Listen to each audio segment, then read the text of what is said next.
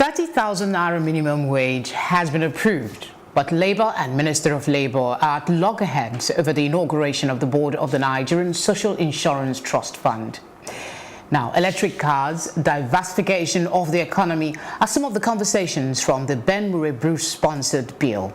This is Plus Politics. My name is Felicity Ezewike.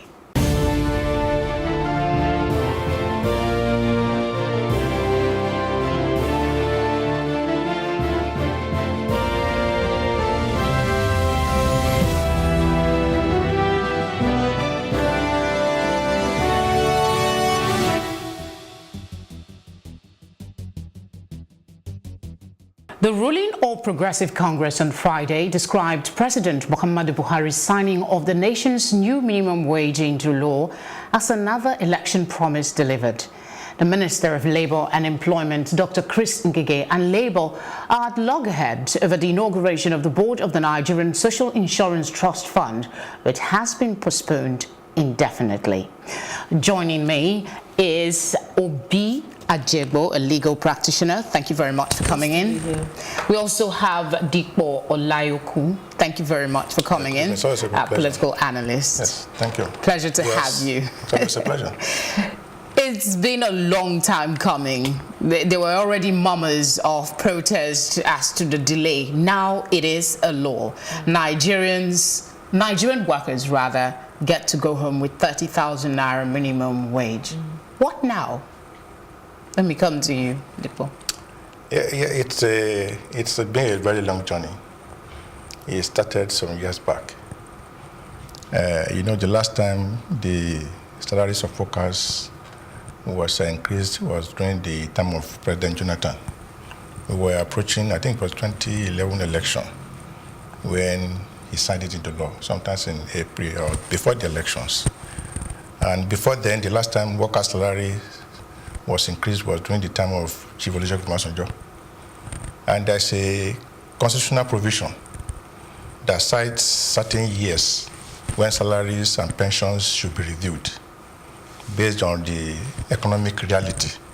Because like those who drafted the Constitution realized the fact there are some vagaries of factors that makes the purchasing power not to be static. That's why they said every now and then, I think it's a period of 5 years or 10, I can't remember, 5 years. that salaries, pensions should be reviewed to reflect the reality of time. And you remember that before Chief Obasanjo increased salary, it was abysmally low. You know there was this general feeling that your take-home pay cannot take you anywhere. So since after the 2011 increase in salaries, there have been agitations. It has also been a campaign issue when somebody will say, I will increase salaries from 56 to 100,000, 200,000. Obviously, the agitation has paid off. Yes, so to speak. Because workers went into negotiation asking for something like 56 to 60,000. Yes. And they said anything below that was not acceptable to them. But if you look at the negotiation, it was very strenuous, especially the honorable lady who led the group, that Ame Pepe or so. She is an experienced civil servant, a permanent secretary par excellence. So not to interrupt you, almost all Nigerians have at least a clear idea of the journey that we've got. Now that we've achieved, at least to some degree, what we wanted, what now going forward, Obi? Well, the issue is how many states can pay this without going cup in hand with the government. And also, fine, there's an increase, but is it a real increase in value? When you calculate what the 18,000 they were collecting before was in dollars compared to what this increase is now, it's a bit low. There's a loss of about 20% of real value. And then also the impact on inflation when it hits the market. So those are the things we look at. But it's very good for them to have that. Okay, the pros and cons of the new minimum wage have been, we've talked about that like a zillion times already, particularly when it comes to the increase, you just mentioned it, in prices of goods and services. Do you see that happening? The bill was just passed into law yesterday. Do you see, a corresponding increase in the price of goods and services? It's automatic. Just on the lifetime mode. Somebody posted on Facebook today that he woke up this morning to meet his landlord at the door. The man knocked the door and said, "All right, good morning, happy Easter, and echo new salary." It's automatic, because that is the essence, and that is how money gets into circulation anyway, through salaries. And if you have enhanced salaries, it's also going to enhance the purchasing power of the civil servants. It's normal, because that woman selling pepper. What I mean is that there's going to be correspondent increase. But wouldn't that defeat the purpose of, I think that's what Madam was trying to say. It's a catch-22 situation. Yeah. You will increase, the prices will increase, and it keeps going on, and inflation keeps rising. As a matter of fact, we had an audience with the current governor of Kaduna State when he was the minister for FCT. That's Governor Nasir Rufai, when there was agitation then for salary increase on that chief of the. And we had a session with him, very lively, very educating, where he said he would have expected Labour to de-emphasize on this issue of increase in salary, because it's always natural that the gains of any increase in salary will be removed by so many factors. There's going to be correspondent increase in goods and services. That perhaps what Labour should be agitating is a lot of, like a sort of social safety net, such that government will be able to take off some of the responsibilities that are already weighing down your salary, like transportation, like education, like health facilities will be affordable. A certain degree of pay workers will be entitled to some relief, such that, because whatever you collect as salary, there's no how that the gains will remain permanent, because factors will come in. And we have talked the factors of goods and services, naturally they will go up. Nobody is going to dispute that. So you will discover that maybe in the next 6 months, there will be genuine costs or causes for workers to agitate again for more increased salary. That would be very unfortunate if it happens. But we'll continue with this conversation. Let's just go on a quick break. And when we come back, Plus Politics continues.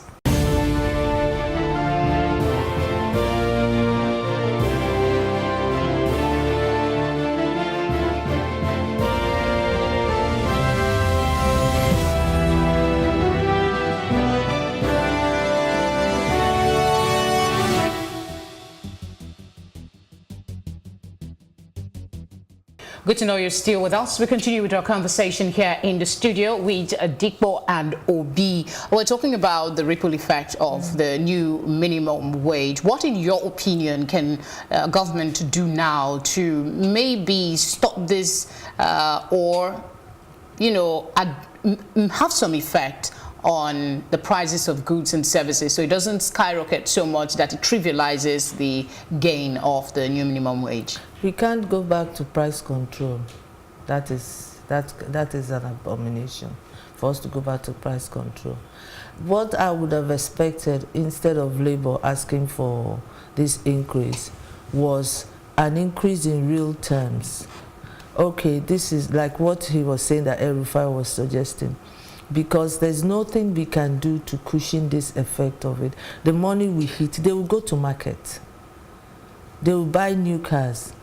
The landlords will increase the rent, because what his wife used to buy with 10,000, she's now buying with 20,000. Schools will increase school fees because the cost of everything is rising. So it's there's not really nothing anybody can do except and it will be very wicked for you to now tell them out of that salary you must save a certain percentage of it. It's infringing on their constitutional rights. Yeah, you seem more, I would expect some more enthusiasm that Labour has finally achieved some sort of feat with the signing into law. There are some feats that you celebrate. But from the little economics I know, this is not the way we're headed. This is not what we ought to have done at this time. Okay, let's look at it in another from another angle now. The presidential aide Itai Nang, in a statement, said that some employers who have less than 25 employees are exempted from paying 30,000 naira. Don't you think that this might be exploited by some employers? They could just go ahead and remove one person so they don't fall to that 25 benchmark. I think it has always been part of any salary increase. There's always like the number of staff that you have that will qualify you, because they are looking at it is the scope of your business that determines the type of revenue you will be making. That's exactly what they are looking at. And that is why that one is always built into any law that has to do with salary increase. Because they are looking at, if you have a very big business that can accommodate about 25 people, the tendency is that you will have avenue to so many things that will make the business to boom so that you'll be able to afford it. And like he said, because I listened to him, I watched him on telly, the workers also have some rights when it comes to probably some people who want to play any smart game, you know, some employers of labor. That's why I think there's an aspect where he even impressed it on the labor to also get involved in the welfare of their workers. Yeah, even before you get to the welfare of workers, do you think that there are resilient employees in this country that will take up their employers who fail to pay the minimum wage? You know, it is now the responsibility of labor. That's where I was going. That labor should now show more interest in the workforce, such that any employer of labor that seems to be changing his or her workers, laborers will quickly rally around and then come to their aid. But that is just the law. The law is that you must have up to minimum number of workers because you can fit. It has always been the practice. Yeah, but if you're expecting labor to fight all the battles, you can imagine the number of civil servants and Nigerian workers that we have. The law, from what I've read so far, also empowers the employee to ask questions. And that, I go back to the same question again. I'll take it to you, Obi. Do you think that we have Nigerian workers in Nigeria who would be bold enough to go up to their employer and say, you're shortchanging me, pay me this amount? With the present economic situation, of course. Nobody would. They'll say half a loaf of bread is better than none. Doesn't that, I mean... No, that's exactly why the man was saying, yeah, you might not have that effrontery to go and confront your employer. But if labor comes as a force, that's why are you a member of the Labor Congress? Why are you paying your check-off dues?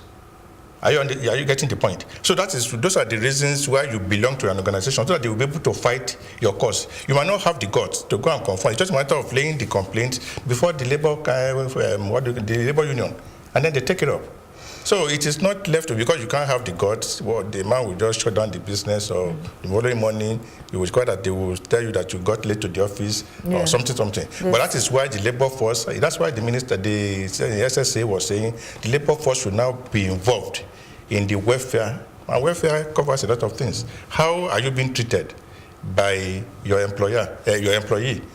There have been complaints about foreign companies that use Nigerians like as if they are in slave camps. There is some Indian companies, Lebanese companies. Labor doesn't seem to be involved in all of these things. I think with this, because we have not really studied the whole gamut of the law. What concerns majorly is just the issue of salary. There are other things inbuilt, because this thing is meant to protect the welfare and the interest of workers. So by the time we go into the nitty-gritty of the law, we'll be able to know if some of these things have been built into it. But typical of we Nigerians, the focus is on 30,000. 30,000 And for the National Assembly, they see it as a win. The Senate President even went on social media to tweet that this will enhance the productivity of the Nigerian worker. Let me take this to Dikpo, because I already have an idea what your thoughts are, because you've expressed them, but you haven't said anything about this. He's saying that he expects more productivity from Nigeria. I'll still bring it to you, but let's hear it. I doubt it, because it is ironical that somebody who is collecting about 30 million naira a month is now rejoicing somebody who's going to collect 30,000 naira a month and seeing it as a landmark achievement. Sort of, it's an insult, sort of, but we are not here to downplay the issue of insult. Madam said it initially. Is there any real gain in that increase? The answer is no. Because by the time when we were paying 18,000 naira, what was the rate of dollar to naira? It was about 180. So if you were collecting 18,000, then you are collecting $100. And if you are collecting 30,000 naira now, it's less than $100. So what is the need for the Senate President to jubilate about and say it's an landmark achievement? But the point is, Nigerian workers are always used to injury being added to their, salt being added to their injuries. They will not do anything. And you see, there's a need for us to look beyond this thing, which my sister raised the other time. Is there any reason to jubilate at all? How do I mean? Up to today, there's about 22 states that are still struggling to pay salaries. Some of them are owing as much as 14 months because of 18,000 naira. Now you have changed it to 30,000 naira. It is not because they don't have the ability to pay. It is because their priorities are always at fault or faulty. Let me put it that way. Because all of they will quickly come to us and say, how much are we generating internally, IGR? But you look at the fancies of the people in government, how their fancies are being massaged. And then you ask yourself, where is this money coming from? It's just a matter of rearranging their priorities. And if it is a law, let it be a law. Because once you say something is a law, and the president has signed it to the law, if a governor refuses to pay, it's an impeachable offense. Maybe there's the need for us to begin to drum it into the hearts of some of these governors. When there's a law, and the governor fails to carry it out, it's an impeachable offense. So, but a lot of people, when elections are coming, they begin to give them 4 liters of kerosene. Those guys will forget that somebody is owing you 14 months salary, and life goes on. They pay about 2 or 3 months. Or months, and life goes on before on the. Isn't it something we should maybe collectively, Labour should maybe begin to re-strategize? I mean, remap their priorities when it comes to the affairs of the Nigerian worker. You know, when Labour was active, was the time of Kokori. That was when if Labour talked, Nigeria shook. But now, especially with this negotiation, I did not even know there was any Labour party involved, Labour Congress involved. I'm sorry to say that. Is it the same Kokori of the social? We'll get to that in a bit. Fantastic. Okay. I met him during the June 12th struggle. And he really tried, and that's when I saw a Labour leader. Okay, so, the crop of leaders we have now, you've mentioned quite a number of things that they can do differently. But if you were to say, okay, going forward, these are the actions that the Labour should take as it affects the Nigerian worker, what would you spell out as a priority? I think the next stage of the struggle, because we see it as a struggle, even getting the 30,000 wasn't easy. You know, the shenanigans that the governors put in place, at the state they said 22,500, I said they said 24,000. Even when the National Council of State met, you know, it was 25,000 that was approved, and that was what the president pushed to the National Assembly. But National Assembly listening to the views of Nigeria, because there was no way they would have pushed out 25,000 from National Assembly and Nigerian workers would have accepted it. So they had no choice but to pass that 30,000 naira. I think the next stage of the struggle for Labour is to make sure that no state government fails to pay this money. We have passed the era of excuses. I remember that Labour told their workers that any governor that will not pay 30,000 naira should not be voted into office. So it is given that any governor that won in the last election must have been prepared to pay 30,000 naira. I think the next stage of Labour is to begin to strategize, to make sure that they keep the governors on their toes. They have no excuse not to pay 30,000 naira. If they get their priorities right, if they cut down on the fancies that they massage in the course of discharging their responsibility. How can you have a governor that will have an essay, the essay will have an essay, the SSA will have an essay? Yeah, these realities have been here before now, and you know that even during the struggle to get this 30,000 naira minimum wage approved, governors fought. Some governors really fought to stop it and say they can't afford to pay 30,000 naira. They made their objections to the new 30,000 naira minimum wage very, very vocal. Yet the federal government went ahead and approved it. So if these governors are unable, for some reason, which they've already highlighted to the country, that they can't pay this, how else can you muzzle them to ensure that they do that? Can I suggest what Labour should do? They should go back to the drawing board now and start thinking of telling the employee, this person works for you, take care of their medical and take care of the medical of their children. You know, as part of the terms of employment. And also try and see if you can, there's some jobs you get, they put in benefits for the spouses and for the children. Try and let them negotiate such salaries so that what is actually going to come out of the person's pay will not be so much, but there'll be a little assistance from the employee besides paying them their money. Then secondly, what Labour looked at before they came to that 30,000 was the real cost of governance. Like Oga here said, the real cost of governance.